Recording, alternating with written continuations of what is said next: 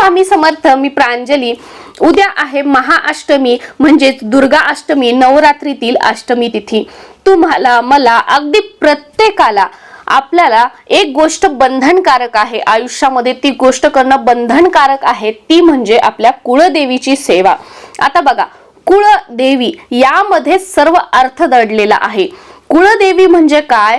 पिढ्यानपिढ्या आपल्या कुळामध्ये ज्या देवीचं आपण कुलाचार, कुलधर्म करतो, ज्या देवीची उपासना केली जाते, जी स्त्री देवता असते, तिचं आपण कुलदेवी म्हणून पूजन करत असतो, त्या कुळदेवीची उपासना करणं अत्यंत गरजेचं आहे.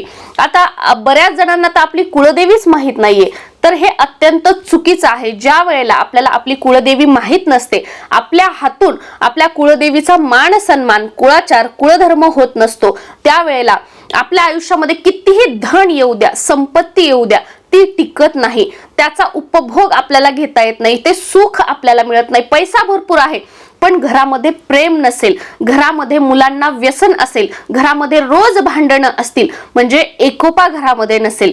दुसरी गोष्ट म्हणजे मुलांचे लग्न होणार नाहीत आणि झाले तर ते टिकणार नाहीत, पुढे संतान प्राप्ती होत नाही. म्हणजे हे असे अनुभव बऱ्याच जणांना, या गोष्टींचा अनुभव येतो. आणि बऱ्याच जणांना तर कुळदेवीची सेवा केली नसेल किंवा कुळदेवीचं ते काही करत नसतील, तर त्यांचं स्वतःचं घर होण्यासाठी सुद्धा खूप प्रॉब्लेम येतात. त्यांच्या मिस्टरांना, मुलांना नोकरीमध्ये प्रॉब्लेम्स येतात, उद्योगधंदा, व्यवसाय व्यवस्थित चालत नाही, सतत घरामध्ये आजारपण असतं, नवरा बायकोचं न जमणं, भांडणं होतं, अशा बऱ्याच गोष्टी होत असतात. त्यामुळे कुळदेवीची सेवा करणं ही अत्यंत महत्वाचं आहे. आणि कुळदेवी माहित नसेल तर ती माहित कशी करून घ्यावी याबद्दलचा व्हिडिओ आपल्या चॅनलवर आहे, तो तुम्ही बघू शकता आणि त्या पद्धतीने आपली कुळदेवी माहित करून घेऊ शकता आणि त्यानंतर कुळदेवीची सेवा करू शकता. नवरात्रीमध्ये ही महाअष्टमी तिथी जी आहे, ही तिथी आपली कुळदेवीची सेवा करण्यासाठी अत्यंत प्रभावशाली मानली जाते. आता कुळदेवीची सेवा करणं म्हणजे खूप मोठे अनुष्ठान की मूळ पीठावर जाऊन केलीच म्हणजे आपल्या कुळदेवी जी आहे ती आपल्या सेवेचा स्वीकार करेल का? असं अजिबात नाही. उद्याच्या दिवशी आपल्या घरामध्ये साध्या सोप्या पद्धतीने आपल्या कुळदेवीचा आशीर्वाद आपण प्राप्त करून घेऊ शकतो. तो कसा? तर सर्वात अगोदर घरातील कोणत्याही एका व्यक्तीने, आता मी असं म्हणणार नाही की फक्त कुलस्त्रीनेच किंवा फक्त कर्त्या पुरुषानेच किंवा इतर, ज्यांना शक्य आहे त्यांनी, घरातील कोणत्याही व्यक्तीने जर हे एक काम केलं तर याचा लाभ जो आहे तो आपल्या संपूर्ण कुटुंबाला मिळणार आहे. त्यामुळे घरातील कोणत्याही एका व्यक्तीने उद्या सकाळी आपलं स्नान वगैरे सगळं झालं की दुर्गा सप्तशतीचा एक पाठ करायचा आहे. दुर्गा सप्तशतीचा पाठ कसा करायचा हा व्हिडिओ आपल्या चॅनलवर आहे, तो तुम्ही बघू शकता. त्या पद्धतीने नवरात्रीमध्ये तुमच्याकडून काहीच झालं नसेल, इव्हन तुमच्याकडे घटस्थापना असो किंवा घटस्थापना नसो, तुमच्याकडे अखंड दिवा असो किंवा नसो, उद्याच्या दिवशी आपल्याला आपल्या कुळदेवीची सेवा, दुर्गा सप्तशतीचा पाठ हा करायचा आहे. त्यानंतरची दुसरी महत्वाची गोष्ट म्हणजे दुर्गा सप्तशतीचा पाठ करणं शक्य नसेल तर आपल्याला सिद्धकुंजिका स्तोत्राचा पाठ करायचा आहे. सिद्धकुंजिका स्तोत्र कमीत कमी 11 वेळा म्हणायचं आहे. सिद्धकुंजिका स्तोत्र हे आपल्या केंद्रातील नित्यसेवेच्या स्तोत्र मंत्र पुस्तकामध्ये आहे, त्यातून बघून तुम्ही म्हणू शकता. आता तुमच्याकडे केंद्रातील स्तोत्र मंत्र हे पुस्तक नसेल तर तुम्ही गुगलवर टाका सिद्धकुंजिका स्तोत्र, तुम्हाला PDF मिळेल, त्यातूनही तुम्ही वाचू शकता. असं म्हटलं जातं की सिद्धकुंजिका स्तोत्राचं पठण केल्यानंतर पूर्ण दुर्गा सप्तशतीचा पाठ केल्याचं फळ आपल्याला मिळतं. त्यामुळे सिद्धकुंजिका स्तोत्राचा पाठ करायचा आहे. आता त्यानंतर आपल्या कुळदेवीची या दिवशी आपल्याला, तुम्ही 7 दिवस काय केलं काय नाही हे ना काही असू द्या, पण या अष्टमी तिथीला आपल्या कुळदेवीची आरती सकाळ आणि संध्याकाळ दोन्ही वेळेला आपल्याला आपल्या घरामध्ये करायची आहे. आणि कुळदेवीला गजरा किंवा आपण ज्याला वेणी म्हणतो ते कुळदेवीला अर्पण करायचं आहे. या दिवशी कुळदेवीला गजरा आणि वेणी अतिशय प्रिय आहे आणि या दिवशी आपल्या कुळदेवीची आपल्याला ओटी भरायची आहे. कुळदेवीची ओटी कशी भरावी, ओटी भरल्यानंतर त्या साहित्याचं काय करावं याबद्दलचा व्हिडिओ सुद्धा आपल्या चॅनलवर ऑलरेडी आलेला आहे, तो तुम्ही बघू शकता. त्यातून तुम्हाला बरीचशी माहिती समजेल. आणि घराच्या आजूबाजूला जिथे कुठे देवीचं मंदिर आहे, कोणतीही देवी असू द्या, त्या देवीची सुद्धा या महाअष्टमीच्या दिवशी आपल्याला ओटी भरायची आहे आणि आपल्या घरामध्ये कमीत कमी एक कन्या बोलवून तरी कन्यापूजन करायचं आहे. कन्यापूजन कसं करावं हा व्हिडिओ सुद्धा आपल्या चॅनलवर आलेला आहे, तो तुम्ही बघू शकता. आपल्या जीवनामध्ये जर खूप दुःख आहे, दरिद्रता आहे, कोणत्याच गोष्टीमध्ये यश मिळत नाहीये, तर किती वर्षाच्या कन्येला बोलवायचं आणि तिचं कन्यापूजन करायचं जेणेकरून आपल्याला जीवनामध्ये राजयोगाची प्राप्ती होईल. ही संपूर्ण माहिती त्या व्हिडिओमध्ये आहे, त्यामुळे तो तुम्ही नक्कीच बघू शकता, त्याचा तुम्हाला लाभ होईल. आता या महाअष्टमीच्या दिवशी आपण आपल्या देवीची सेवा म्हणजे दुर्गा सप्तशतीचा पाठ केला, आरती केली. त्यानंतर आता सर्वात महत्त्वाची गोष्ट येते, स्टेप येते, ती म्हणजे नैवेद्य काय दाखवायचा.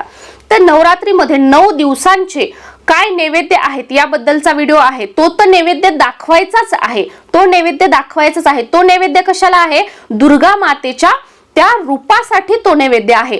पण आज आपण महाअष्टमीला जो महानैवेद्य दाखवणार आहोत हा स्पेशली आपल्या कुळदेवीसाठी आहे. तर आपल्या कुळदेवीला आजच्या दिवशी आपल्याला काहीतरी गोड तर बनवायचंच आहे. खीर वगैरे बनवली तर खूप उत्तम, बासुंदी असेल ते आपण बनवून त्याचं दाखवू शकतो. पण त्याबरोबर न चुकता आजच्या दिवशी आपल्याला कुळदेवीला तांबूल अर्पण करायचं आहे. आता तुम्ही म्हणाल की तांबूल म्हणजे काय? तर तांबूल म्हणजे विड्याच्या पानापासून तांबूल बनवला जातो. आता तुम्ही म्हणाल की तांबूल शक्य नाही, मग आम्ही बाहेरचं पान लावून आणलं पान टपरीवरून आणि ते नैवेद्य म्हणून दाखवला तर चालेल का? तर बघा, चालायला तर काही चालू शकतं, पण असं करू नये. आता जेव्हा गौरी गणपती असतात तर आपण बघा दुसऱ्या दिवशी गौरींची जेव्हा महापूजा महाआरती असते, महानैवेद्य, त्यावेळेला आपण गौरींच्या हातामध्ये सुद्धा पान देतो, म्हणजे त्यांना नैवेद्यावर पान ठेवत असतो. तर आम्ही कधी सुद्धा हे पान ना विकत आणत नाही, ते आपण आपल्या हाताने बनवायचं असतं, हाताने लावायचं असतं. आपल्या हाताने जेव्हा आपण पान लावतो, तांबूल बनवतो, तेव्हा असं म्हटलं जातं की जे आपलं दुर्भाग्य आहे, ज्या आपल्या वाईट रेषा आहेत, दुर्भाग्याच्या रेषा आहेत, त्या कमी होतात आणि आपल्या आयुष्यामध्ये आपल्या भाग्यामध्ये सौभाग्याच्या रेखा येतात. त्यामुळे आपल्या हाताने तांबूल बनवायचा आहे. आता तो कसा बनवायचा?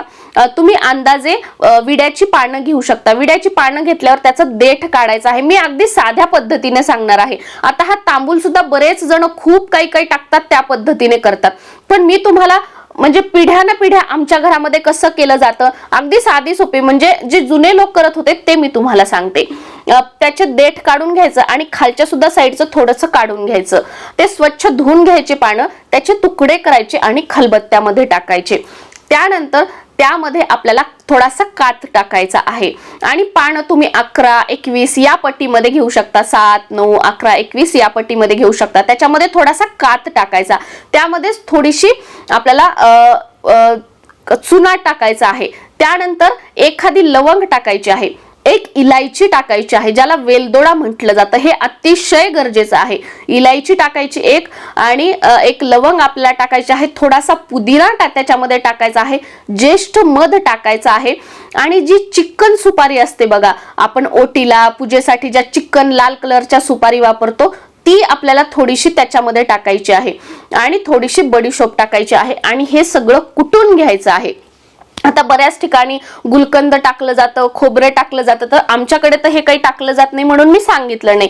पण तुमच्याकडे जर टाकलं जात असेल तर ते आपण टाकू शकतो, काही हरकत नाही. आणि हे सगळं आपल्याला कुटून घ्यायचं आहे आणि हे सगळं कुठलं आबोडधोबड कुटून घेतलं की आणि याच्यामध्ये जर एखादी केसराची पाकळी सुद्धा टाकायची आहे.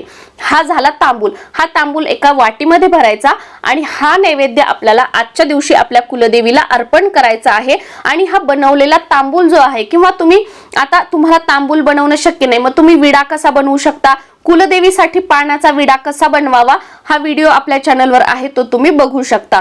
त्या पद्धतीने पानाचा विडा बनवून आपल्याला कुलदेवीला अर्पण करायचा आहे. आता विडा अर्पण केलेला आहे, हा तांबूल अर्पण केलेला आहे, याचं काय करायचं? अष्टमीच्या दिवशी तो देवी समोर तसाच राहू द्यायचा आणि दुसऱ्या दिवशी ते जे पान आहे ते आपल्या घरातील ज्या व्यक्तीला सतत अपयश येतं किंवा ती व्यक्ती सतत आजारी असते, तिला कोणत्याच कामात यश मिळत नाही किंवा ट्रीटमेंटला प्रतिसाद देत नाहीये, ती व्यक्ती सतत नजर लागते, काय असते, उदास असते, डिप्रेशन मध्ये आहे, अशा व्यक्तीला आपल्या कुलदेवीला मनोकामना बोलून ते जे पान आहे ते खायला द्या. आणि तांबूल तर आपल्या घरातील प्रत्येकाने सर्वांनी खायचा आहे. आमच्या घरामध्ये तर तांबूल सर्वांना अतिशय आवडतो, खूप आवडतो.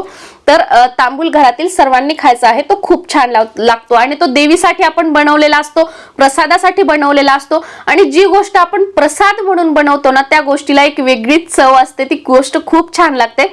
त्यामुळे हा जो तांबूल आहे तो आपण घरातील सर्वांनी खायचा आहे.